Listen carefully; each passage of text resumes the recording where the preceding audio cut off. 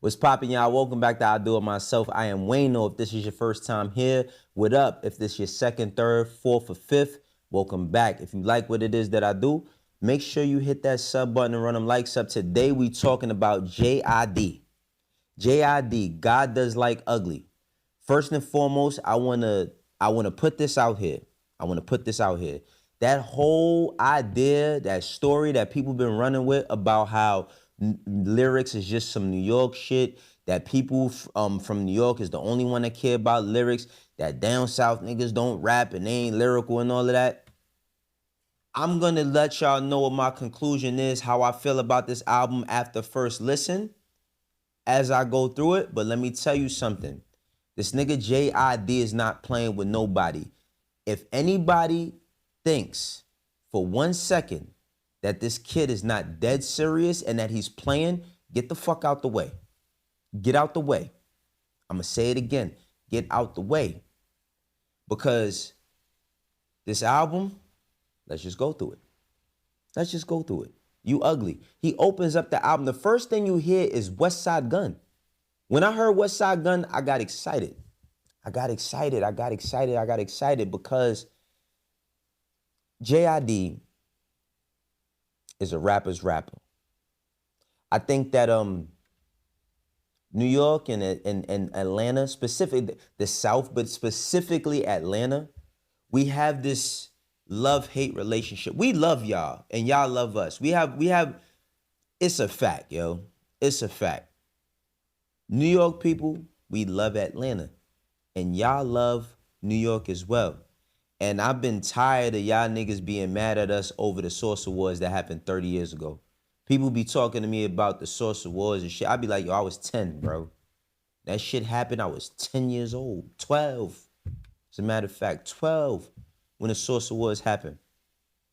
I couldn't control nothing that was going on there, nor was I a person in media. I grew up on the outcast of the world. The Goody Mobs, the Slim Cutter Calhouns, the whole entire Dungeon family, the Young Bloods, all of these different people. So I have love for Atlanta and Atlanta's contributions. What JID is doing, though, let me fix my mic. This got to be right. What JID is doing, though, what he's done, I want to point out the fact that we're in a time where in order for you to be seen once, you got to be seen about 15 times. You don't see JID. I actually ran into JID at Phipps Plaza a couple of months back. Brief conversation. It was good to see him. He kept it moving, I kept it moving. But I have a tremendous amount of respect for this man because he doesn't get caught up in the I have to be seen and niggas got to hear me on everybody thing every time. That's not for him. And he's kept that, and he's built something by leading with music. But again, let's go through the album. You Ugly. Damn near every single song on this album is lyrical supremacy. Glory. Work, which was out already. Community. Now, by the time we get to Community, and JID is running through, going up to 285, and then you just hear Pusha T come out of nowhere because you know he did the cool shit where everybody had the damn features. We don't know who's on the damn album. Then we got to go searching on the internet because they don't say it on the track list on the DSPs. I ain't even mad at it because I heard Pusha voice and I knew what it was. But then I heard Malice, and then I realized that this was a Clips collab and not just a Pusha collab. And Malice did this whole scheme where he mentions all these people from Queens. It's fucking beautiful. It's beautiful. And this is, again, why I don't want to hear this, yo, we don't mess with, or y'all be rapping like down south. Yeah, niggas need to start rapping like down south if they talking about JID, right? Then we get the G's. G's is another hard record. The whole time I'm listening to this album, I can't keep a straight face. It's impossible to keep a straight face just based off of the production. And then the bars. And I kind of, even though I was upset that I couldn't see the features, I actually like playing the guessing game because by the time we got the VCRs and I said, yo, is that Vince Staples? And I'm like, yo, this nigga Vince Staples. Vince Staples. Vince Staples don't care about bro, Vince Staples is like he has a Nikola Jokic attitude when it comes to rap. It makes him money.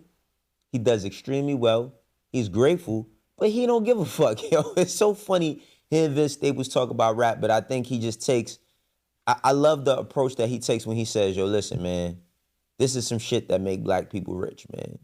Why am I gonna be complaining and talking about who's the top 5 or the best one or the nigga? We all just getting money. That's what we should focus on." So salute to Vince. Great, great, great, great. Great record with them on VCRs. The beat switches on this album is incredible too. Then we get to Sk8. So when we get to Sk8, hold on, cause I don't want to say the wrong name. What he says, All right. He says on Old National, you know how it go down. Kilo Ali flow.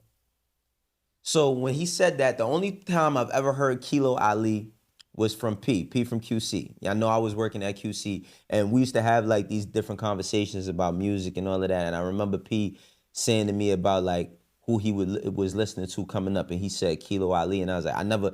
Now listen, I'm pretty well versed in Atlanta hip hop, but I did not know about Kilo Ali.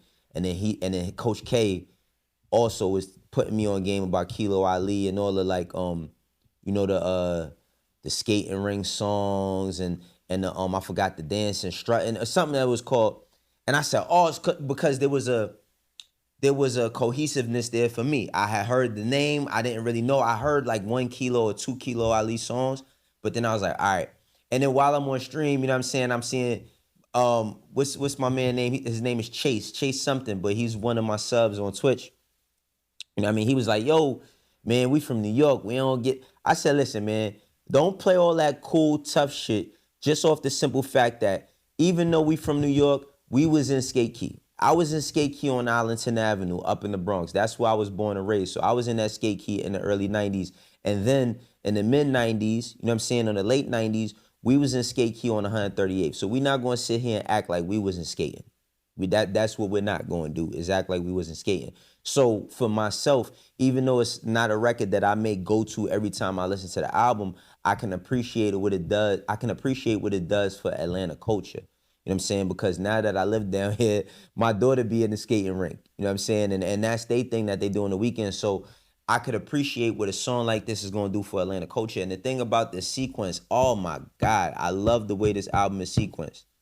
I really love the way that this album is sequenced. Reason being is because every song and every feature is used correctly.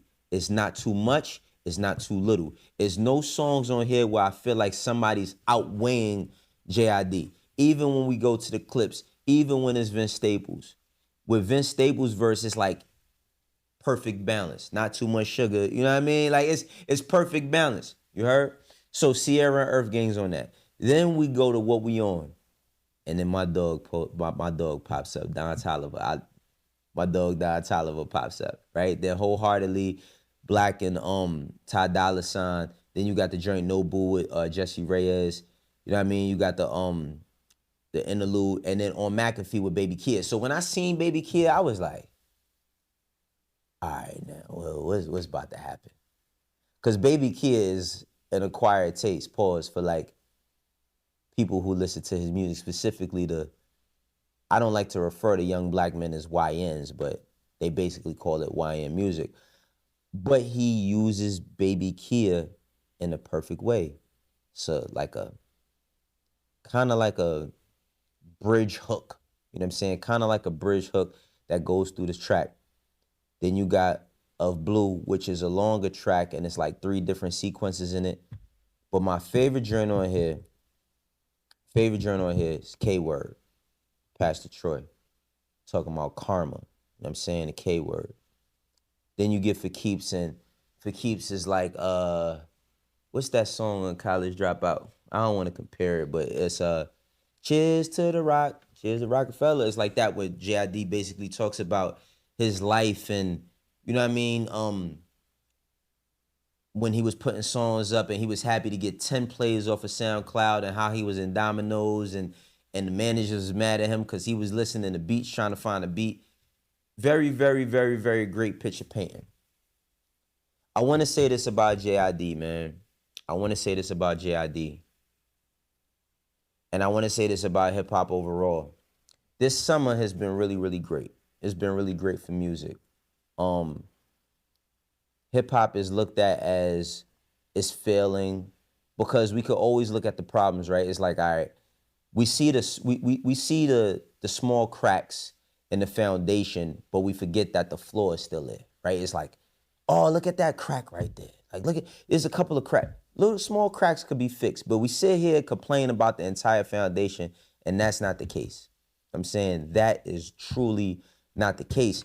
And JID, for him to take the time that he's taken off, for him to have put together an album like this, I don't want to hear no deluxes.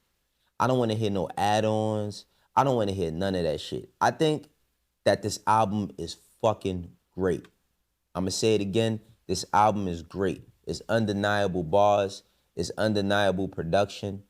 Like I said, you cannot listen to this album and keep a straight face. JID sounds extremely poised. I'm not going to say comfortable. He sounds poised. He sounds like he's in a great space. He sounds like he has confidence. He's extremely confident. He has a bar on there when he says, it's not because of cold, it's because I'm cold. You know what I mean? And I was like, oh, all right, this nigga really popping. Yeah, he talking that shit now, you know what I mean? From being J. Cole's protege and artist on Dreamville to, I think this album is carving his own lane. It's carving a lane for him that only he could have done the way he's doing it. And I think that for the way he's rapping on here, a lot of y'all gonna have to step y'all shit up. It's no excuses no more. It's no excuses. You can't get by with the same vocabulary. You can't get by with the same old flows. You can't get by with the gimmicks, or, you know what I mean, the marketing schemes as to get people excited about stuff. You're gonna have to have something to say. And if you wanna cut through, if you want your shit to be special, if you wanna be known and recognized for being great, you're gonna have to rap. And I think that this album should be nominated for anything possible, best rap album of the year. Yeah, I can say that on the first listen. I can say that on the first listen. The same way you could listen to something for the very first time and call it trash, I could say that shit about this album because I believe in what this young nigga is doing. I believe in what this young man is doing. I believe in him.